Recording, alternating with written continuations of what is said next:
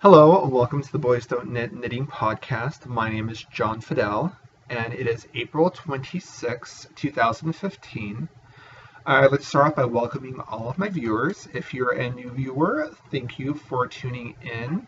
And if you are a returning viewer, thank you for stopping by and watching again.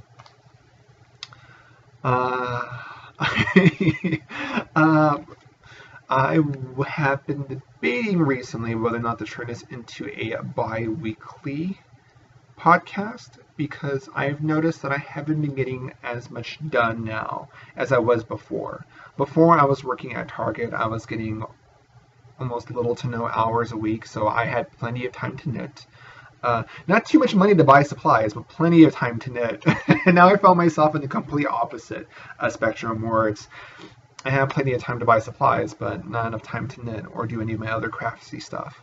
So I haven't been making as much progress in my work as I normally have been in the past, so I don't get to show off as many things as I used to be able to.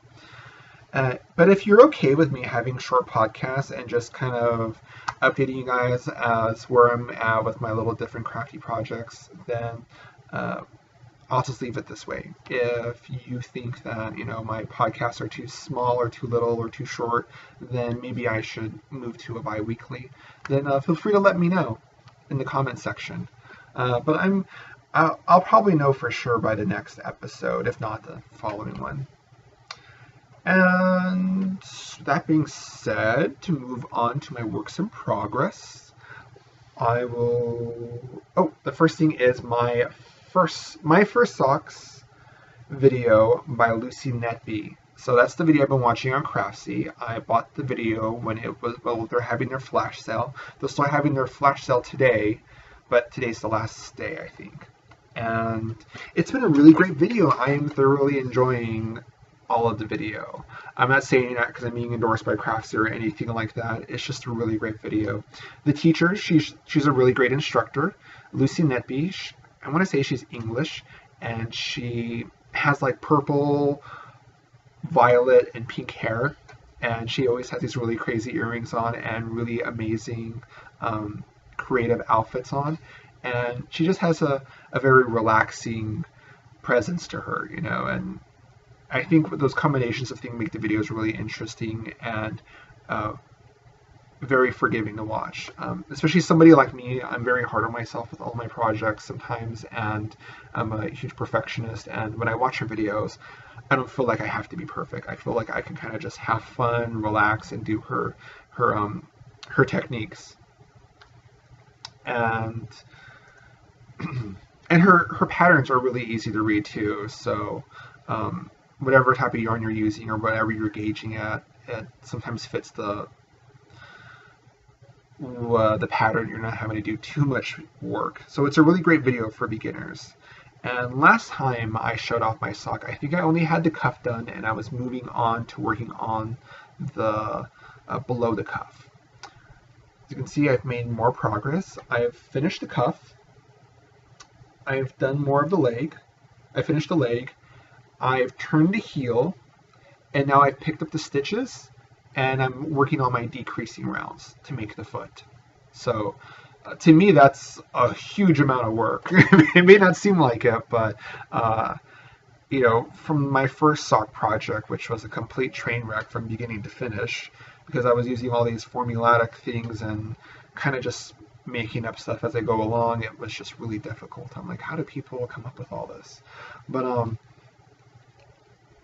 this has been really great, and I'm thoroughly, like I said, I'm thoroughly enjoying the video, and I just feeling really proud of myself that I've been able to get this far, and I feel really confident about finishing this. So I don't know if a whole entire sock counts. You have to make the 2 socks because the reason why I started getting the socks in the first place is because I wanted to be in a knit along with the spring into socks that are being held by both the Bakery Bears and Nick Knits. So I want to say one of them was saying that you only need to finish 1 sock. We'll see. Because I might have this finished before that deadline. Most likely I won't win, but it'd be kind of nice to just enter myself. And I've only made one really big mistake, and that was I'm in the decreasing rounds right now, and one needle you decrease at the end, and on the needle that's on the opposite end, you decrease in the beginning. And somewhere I messed up, and so I've had to back rip, I want to say about 5 rounds, maybe 6 rounds. But it's not that big of a deal to me because it's only like rounds that consist of 60 stitches, where it's not like in the past where I've done rounds that have consisted of like 120 and I had to back rip like 10 rounds, and that was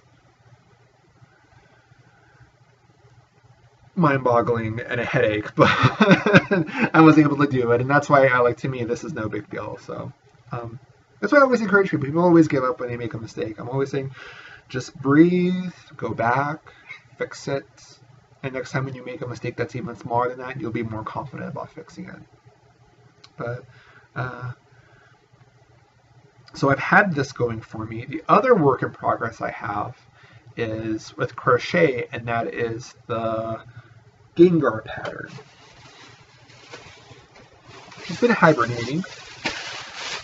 All here, it's the same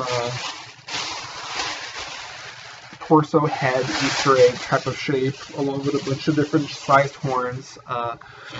That's been kind of been a puddle hole because I've done a lot of progress, and I honestly don't have that much left with it, but I feel like I have nothing to show for it. So, and I really wanted to like show stuff off for the web podcast and also for my meetups.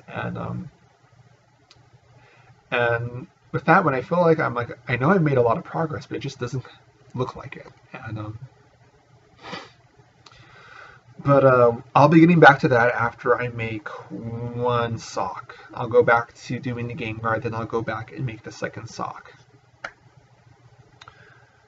Oh, and just to reiterate, with the sock, the gray is done in the Bernat Satin Gray Mist Heather colorway, and it's still the Bernat Satin for the reddish color. It's a Rouge colorway. So my boyfriend said it was salmon. I said no, this is more on the red side. But I really love the way the color came out because it's not like a super vibrant red. It's kind of like a more muted red. And that's pretty much it for my works in progress. I don't have too much going right now. Like I said, I've been trying to balance out work with my crafts, and whatever I can get done, that's what I'll just get done. This way it doesn't become like a huge hassle where I'm like, I need to make this much progress and then drive myself crazy and not want to do anything. As far as things that I'm planning to do, Fresno is having its first quilt craft and sewing festival, so I'm really looking forward to that. I didn't realize this was happening, but then when I went to my Fresno Stitch meetup at the Starbucks, one of my friends, she was talking about how she got free tickets by just showing up to Fresno Back and Sew and just asking for them. So they're giving away free tickets to anybody who just asks. So hopefully I can get there, or I can get my mom to go for me tomorrow. Because it just sucks because they're open at the same time my job is open. So I was kind of sad about that. I guess I could have gone yesterday. Dang it. That's right, because yesterday I didn't think I was going to be able to go because I had to go do my demonstration at the store for my cake decorating classes from the morning to afternoon, and I thought I was going to be working from afternoon to evening, so I didn't even think about going to Back and Sew to get the free ticket yesterday. But then my embroidery job told me I didn't have to go in yesterday, that I should come in today, and I don't think Sew and Back was open today. Anyways, but at this festival they're having quilting, machine quilting, stenciling, sewing, knitting and yarn, needle arts, fabrics and patterns, and all different types of goodies. There'll be giveaways. There's a $500 cash giveaway daily.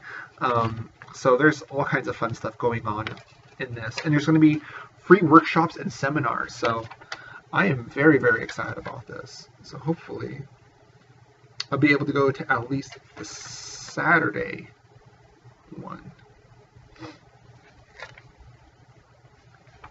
And also, other than this, part of me making it easier on myself to do more of the things that I love to do was just rearranging my room. I'm going to insert a picture.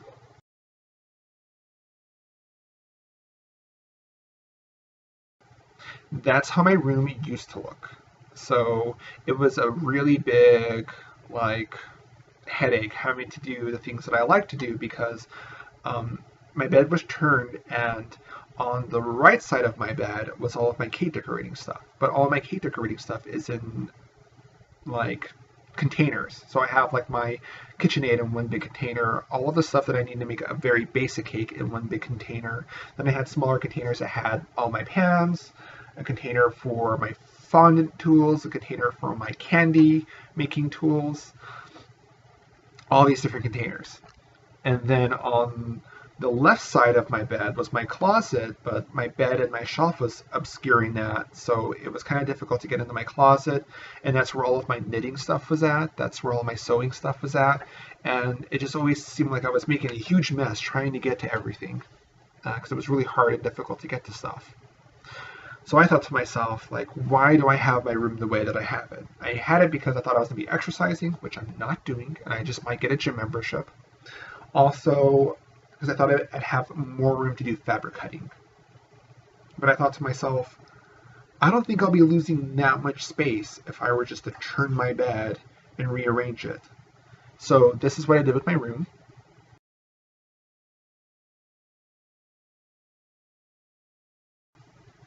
And I really haven't lost any room. And my room looks bigger. So I'm thinking that it's going to be a lot more easier now to access things, because now I can go up and just easily grab stuff out of the bins that I need since they're up against the wall and I can walk in front of them. Same thing, I can walk up to my closet and easily grab stuff now. So I'm really excited about starting projects and grabbing things and getting more organized, and hopefully this room is a big change in that direction.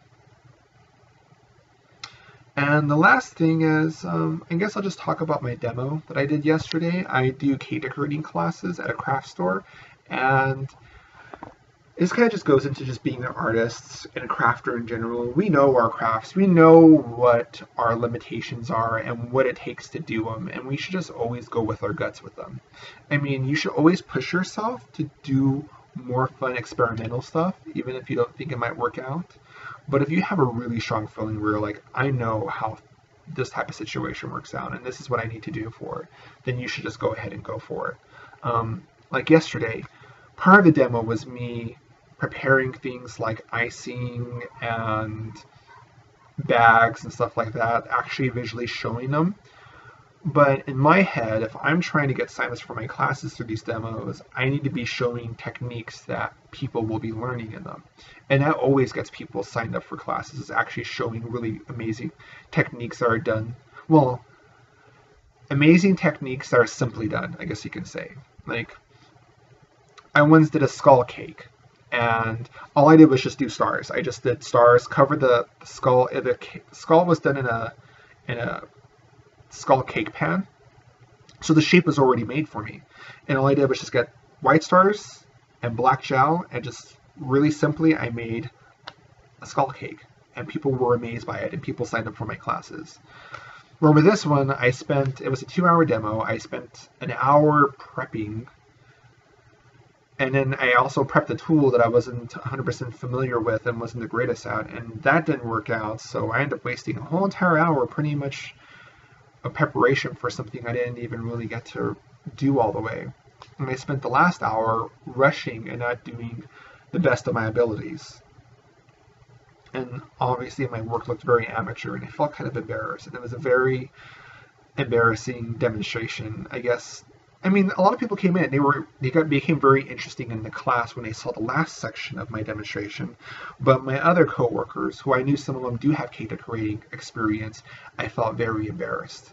But I mean, all of the stuff I got towards the end, everyone's like, "Oh, that looks really amazing and it looks really beautiful." But I just wish, from beginning to end, I was doing the work that I normally would do, and I could have gone some. I really feel like I could have gone signups if I had just followed my gut. So I guess my lesson learned there is, when it comes to art and my abilities, I know what I can do, and if I want to do and show off something to my abilities the best that I can, I need to follow my gut and push to get that way done. Um, so that seems to be it for today's podcast. Thank you for joining. If you have any questions or comments, feel free to ask them in the comments section. I know last week I think I may have forgotten to post up the links to everything, but I'll try to post up links this week. I'll also put a link to my Instagram, Mr. Crafty Pants, and also my Ravelry, which is just my name and my last initial, John-Fidel R, at Ravelry. So if you have any questions or you want to join me or follow me on any of those, feel free to. And have a great Sunday, and hopefully the rest of your week is just as great. Bye.